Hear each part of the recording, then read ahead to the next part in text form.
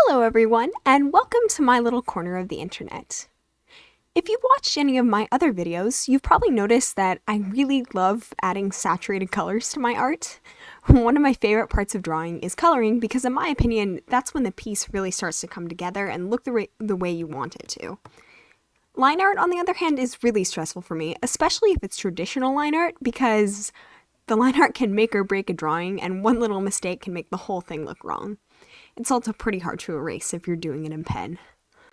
For these reasons, I've never tried Inktober or any Inktober-like drawing challenge, but I've always wanted to get better at shading techniques like hatching and cross-hatching, so this year I decided to try Inktober for the first time. The prompt list that I'm using isn't the official Inktober prompt list. I used Jessie the Joyful's Drawtober 2021 prompt list, and starting on October 1st, I started drawing using nothing but a 0.7 gel pen, and a pencil, of course, because I always do a pencil sketch, even for digital drawings. The first prompt was a Halloween self-portrait. Because this was the first time I had even attempted drawing like this, I decided to do what I always want to do for self-portraits: draw myself in mid-19th century clothing. This is partly in reference to the fact that the reason why I wanted to try this challenge in the first place is because I love the illustrations in books from the 19th century. A lot of those are etchings that use cross-hatching techniques, and it's also partly just because I really love Victorian fashion.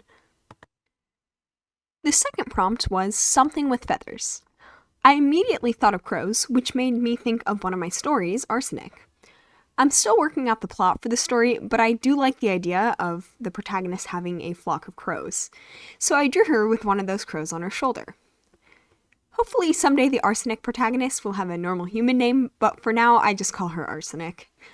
Honestly, the story needs a lot of work because at this point there's no plot. All I have is a few characters and a mishmash of things I like, including poison, Grimm's fairy tale style witches who live in the woods, Paris Green, a girl who does archery, and the 1860s.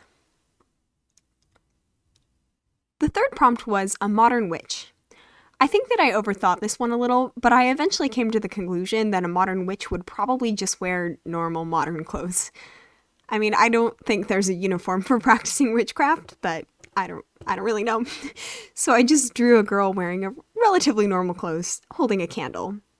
I like her outfit, even though it doesn't look completely modern. It looks like something I would wear. The fourth prompt was something you've drawn before, so for this one I looked through one of my embarrassing old sketchbooks to find something to redraw. The picture that caught my eye was this one of my two OCs, Elizabeth and TJ, wearing some vaguely ancient Greek outfits. I think that I pulled these designs straight out of a costume catalog a few years ago because they're not historically accurate. I think that the characters are supposed to be dressed up for Halloween.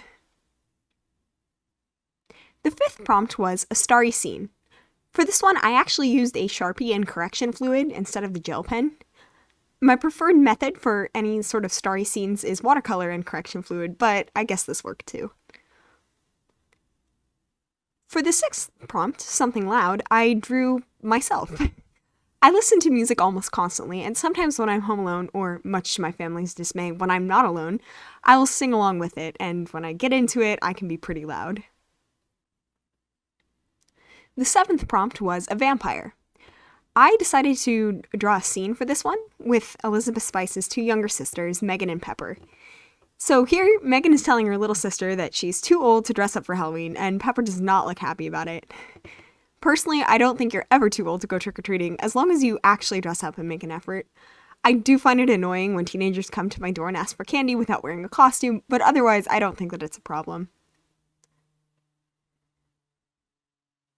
For the eighth prompt, something with bones, I was initially planning to draw some kind of fossilized fish skeleton. But as I was looking at reference photos of fossils, I started thinking about how cool it would be to discover some famous person's skeleton under a parking lot or something in my area.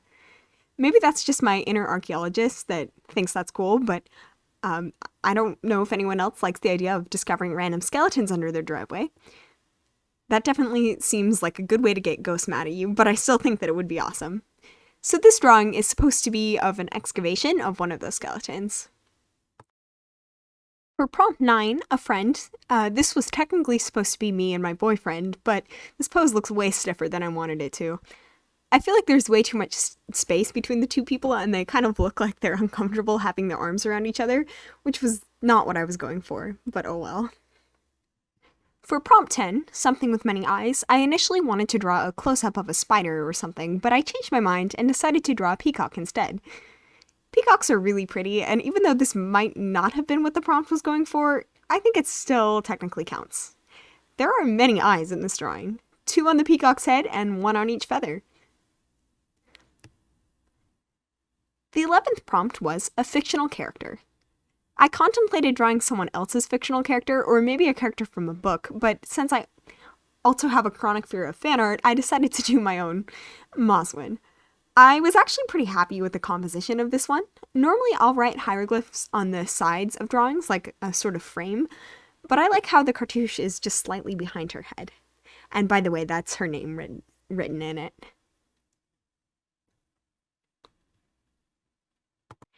Anyway, I hope that you enjoyed this video.